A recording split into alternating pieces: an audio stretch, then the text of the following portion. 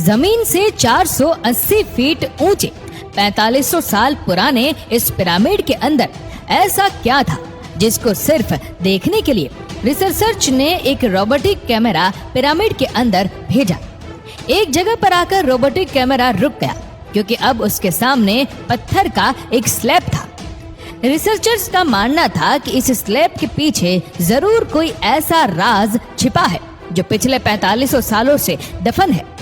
ये राज इनको हर कीमत पर जानना था, इसलिए उन्होंने रोबोट के आगे एक ड्रिल मशीन लगाई जिसने उस पत्थर के स्लैब में बारीक छेद कर दिया। अब इस छेद के अंदर एक कैमरा भेजा गया जिसने स्लैब के उस पार ऐसा मंजर देखा जो पिछले 4500 सालों से किसी ने भी नहीं देखा था। दोस्तों, इजिप्ट में टोटल 138 ऊंचे पिरामिड्स मौजूद हैं, जिन्होंने पिछले हजारों सालों से दर्जनों अर्थक्वेक और कई खतरनाक तूफान का सामना किया, लेकिन मजाल है इनमें से कोई एक भी इधर से उधर हुआ हो। इनमें से सबसे ऊंचा और बड़ा pyramid the great pyramid of Giza कहलाता है और इस पिरामिड की बेस का एरिया 13 एकड़ है। यानी इस पिरामिड्स के अंदर हैरत अंगेज तौर पर 1-2 नहीं बल्कि पूरी 9 फुटबॉल फील्ड आराम से फिट आ सकती है। एक एस्टिमेट के हिसाब से इस पिरामिड में टोटल 23 लाख बड़े बड़े पत्थरों का इस्तेमाल हुआ, जिनमें से कई पत्थरों का वजन 50 टन भी था। अगर इसके टोटल वजन का अंदाजा लगाया जाए तो इस पैरामीटर का वजन 60 लाख टन है, जो 12 बुर्ज खलीफा के वजन के बराबर बनता है। लेकिन इतने ऊंचे और आलिशान पिरामिड बनाने का आखिर मकसद क्या था? हजारों साल पहले जब इंसान के पास कोई टूल्स भी मौजूद नहीं थे, तब इन पिरामिड की दीवारों को कैसे इंच बाय इंच लेवल किया गया, कैसे 50 टन वजनी पत्थरों को स्क्वायर शेप में काटकर बगैर क्रेन के ही 480 फीट ऊंचाई तक पहुंचाया गया।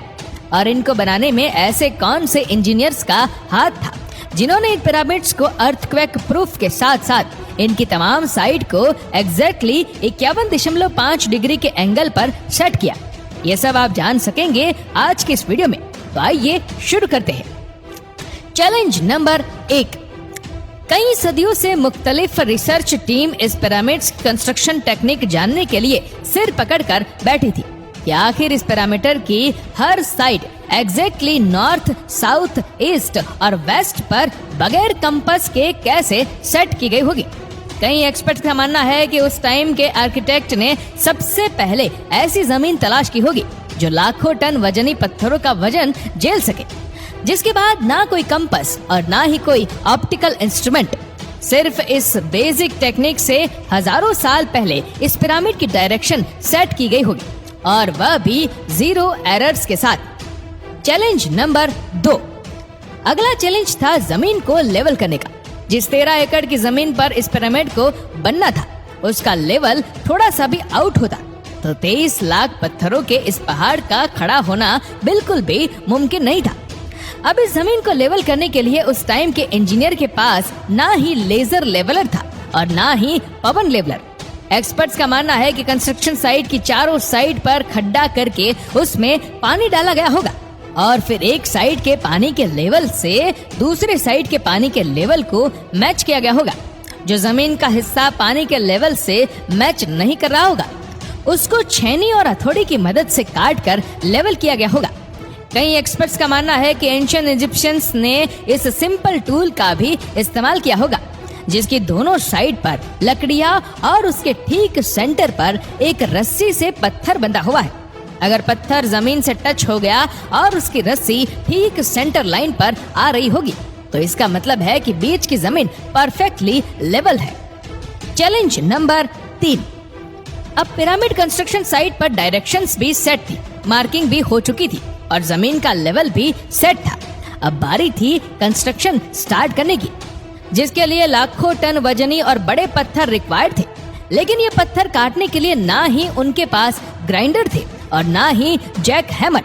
लेकिन फिर भी उन्होंने 50 टन वजनी पत्थर काटे भी और उनको स्क्वायर या रेक्टेंगल शेप भी दिया। लेकिन आखिर किसकी मदद से? जी हाँ, यही वह सिर्फ एक टूल था जिसकी मदद से पत्थरों को काटा गया। एक्सपर्ट्स का मानना है कि पिरामिड्स की कंस्ट्रक्शन पर इस्तेमाल होने वाली छेनी सिर्फ कोपर से ही नहीं बनी थी, क्योंकि उनको भी ये बात मालूम थी कि कोपर नरम होता है और पत्थर नहीं काट सकता, इसलिए इसमें एक केमिकल आर्सेनिक भी शामिल किया गया था। कॉपर और आर्सेनिक से बनाई जाने वाली ये छेनी लकड़ियों के हथौड़ों से पत्थरों पर ठोकी जाती थी और कई घंटों की मेहनत के बाद बड़े बड़े पत्थर शेप में लाई जाती थी।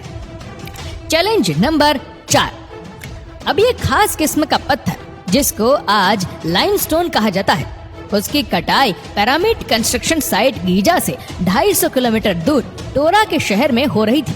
अब मसला था इस पत्थर को गीजा तक ट्रांसपोर्ट करने का। हर एक पत्थर 50 टन यानी 50,000 केजी के बराबर था, जो तकरीबन 3 पैसेंजर बस के वजन के बराबर बनता है। और ऐसे 23 लाख पत्थर सिर्फ एक पिरामिड में इस्तेमाल होते थे। इतना ज्यादा वजन ट्रांसपोर्ट करने के लिए ना ही उस दौर में कोई जानवर काम आ सकता था और ना ही उनके पास ट्रक मौजूद थे। अगर आजकल के जदीद दौर में भी ये काम करना पड़े तो ट्रांसपोर्ट कंपनी का अच्छा खासा टफ टाइम आएगा। हैरतअंगेज तौर पर यह काम वर्कर्स और कश्तियों की मदद से किया गया। जी हाँ, टोरा और गीजा के दरमियान मौजूद रिवर का फायदा उठाया गया और बड़ी बड़ी कश्तियों में पत्थर लाद कर पिरामिड साइट पर पहुंचाए गए। एक्सपर्ट्स का मानना है कि यह काम इतना आसान नहीं था। शिफ्ट में इतने बड़े पत्थर की लोडिंग और अनलोडिंग में कम से कम भी 500 मजदूरों की आर्मी एक ही वक्त में लगाई गई होगी। Challenge number 5।